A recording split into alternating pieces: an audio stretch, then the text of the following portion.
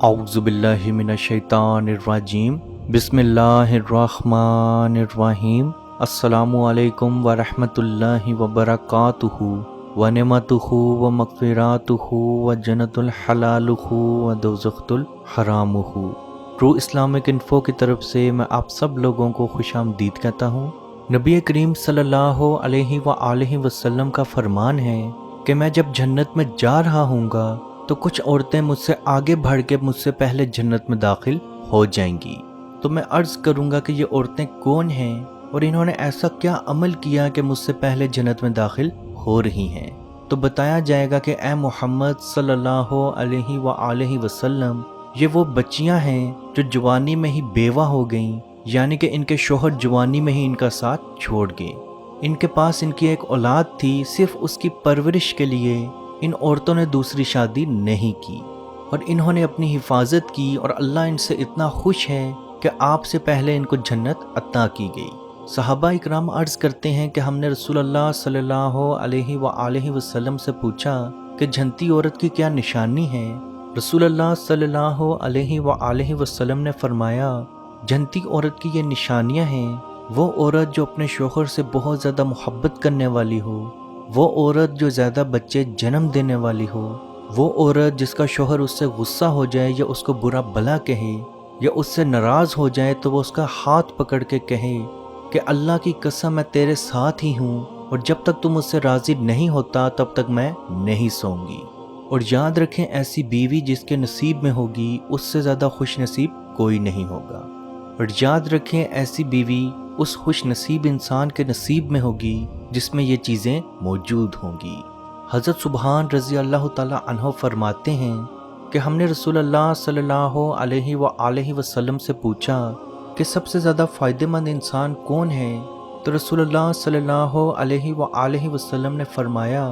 وہ آدمی جس کو ذکر کرنے والی زبان اور شکر کرنے والا دل ملا ہو، اور اس کو ایسی ایماندار بیوی نصیب ہو جو اس کے دین پہ اس کی مددگار ہو۔ یاد رکھیں، ایسی بیوی حاصل کرنے کے لیے پہلے آپ کی ذکر کرنے والی زبان اور شکر کرنے والا دل ہونا چاہیے۔ اور یاد رکھیں، روایت میں موجود ہیں، وہ عورت جو دین میں اپنے شوہر کی مددگار ہوگی وہ اپنے شوہر سے 500 سال پہلے جنت میں داخل ہوگی۔ نبی کریم صلی اللہ علیہ وآلہ وسلم کا فرمان ہے، جو عورت گناہ سے بچے اور گھر کی حفاظت کرے تو ایسی عورت کے لیے جنت کے 8 دروازے کھول دیے جائیں گے، اور پکارا جائے گا کہ جس دروازے سے گزرنا چاہو تم گزر سکتی ہو۔ عزیز دوستو، بعض اوقات عورتیں اپنے شوہر کو بہت زیادہ تکلیف دیتی ہیں۔ حضرت معاذ رضی اللہ تعالی عنہ سے مروی ہے کہ رسول اللہ صلی اللہ علیہ وآلہ وسلم نے فرمایا، کوئی عورت اپنے شوہر کو جب دنیا میں کوئی تکلیف پہنچاتی ہے تو اس کی بڑی بڑی آنکھوں والی جنتی بیوی کہتی ہے، اللہ تجھے ہلاک کرے، اسے تکلیف نہ پہنچا، وہ تو تیرے پاس بس مہمان ہے، وہ عنقریب تجھے چھوڑ کر ہماری طرف چلا آئے گا۔ حضرت انس رضی اللہ تعالی عنہ سے مروی ہیں کہ چند عورتیں نبی کریم صلی اللہ علیہ وآلہ وسلم کے پاس آئیں اور پوچھا، مرد تو جہاد بھی کرتے ہیں تو وہ اعمال میں ہم سے زیادہ بڑھ جاتے ہیں، تو کیا کوئی ایسا عمل بھی ہے جس سے ہم عورتیں بھی جہاد کی فضیلت پا سکیں؟ تو نبی کریم صلی اللہ علیہ وآلہ وسلم نے فرمایا، عورتوں کا گھریلو کام میں لگنا اور گھریلو کام کرنا جہاد کے برابر ہے، اور اس کی فضیلت اتنی ہی ہے جتنی ایک مرد کی جہاد میں حصہ لینے کی۔ تو عزیز دوستو، میری وہ بہنیں جو گھر کے کام کو برا بھلا کہتی ہیں، میں نے یہ بھی کر لیا، میں نے یہ بھی کر لیا، فلاں نے تو کچھ نہیں کیا، تو اپنے دماغ میں یہ چیز صاف رکھیں کہ آپ جہاد کر رہی ہیں، تو جتنا زیادہ آپ کام کریں گی یا جس حد تک آپ کام کریں گی آپ کو اتنا ثواب ملے گا۔ تو یاد رکھیں، برتن دھونے سے لے کے جھاڑو لگانے تک ثواب ہی ثواب ہے۔ تو خواتین سے گزارش ہے کہ اپنے دماغ میں ان روایات کو ضرور رکھیں، کیونکہ نبی کریم صلی اللہ علیہ وآلہ وسلم کا فرمان ہے کہ عورت کا شوہر کی خدمت کرنا بھی صدقہ ہے۔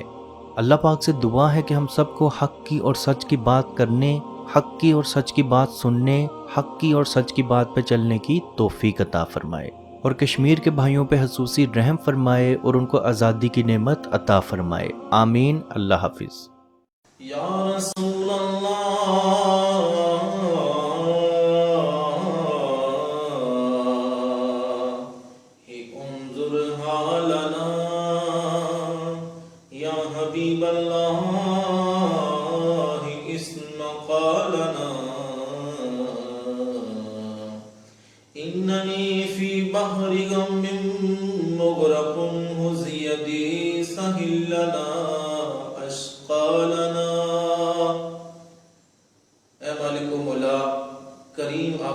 صلی اللہ تعالی علیہ وسلم کے توسل کے ساتھ اے مالک ہمارے اٹھے ہوئے ان گندے ہاتھوں کی طرف نہ دیکھ، مالک اپنا رحم اور اپنا کرم فرما، مقبوضہ کشمیر کے مسلمانوں کو آزادی کی نعمت سے مالا مال فرما۔ اے اللہ اس حال کے اندر جب کہ ان پر ظلم و ستم ہو رہے ہیں، اس قدر ان پر مصائب اور آلام ہیں، اے مالک و مولا اس ماہ مقدس کی مقدس گھڑیوں کا صدقہ اے اللہ کشمیر کے مسلمانوں کو آزادی کی نعمت سے مالا مال فرما۔ اے مالک جو ان پر مصائب اور آلام بارش کی طرح برس رہے ہیں، اے مالک تو اپنا خاص فضل اور اپنا کرم فرما،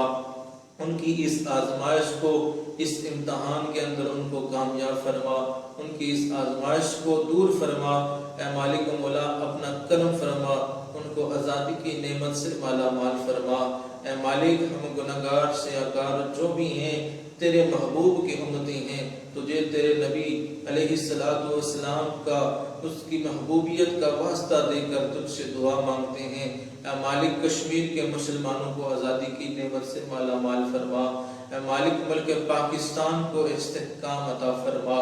ملک پاکستان کی سرحدوں کی خیر فرما، ملک پاکستان کی سرحدوں پر پہرا دینے والے نوجوانوں کو الہ العالمین ہمت اور حوصلہ عطا فرما۔ ملک پاکستان اور دنیا کے اندر اسلامی مملکت کے جتنے بھی حکمران ہیں، اے مالک ان کو شرم و حیا عطا فرما۔ اے مالک ان کو کفار کی آنکھوں میں آنکھیں ڈال کر بات کرنے کا حوصلہ اور ہمت عطا فرما۔ اے مالک و مولا اسلامی ملکوں کو اکٹھے ہو کر اے مالک و مولا کشمیر کی سلامتی کے لیے، حق ارادیت کے لیے آواز اٹھانے کی توفیق عطا فرما۔ اللهم ربنا تقبل منا انك انت السميع العليم وتب علينا يا مولانا انك انت التواب الرحيم۔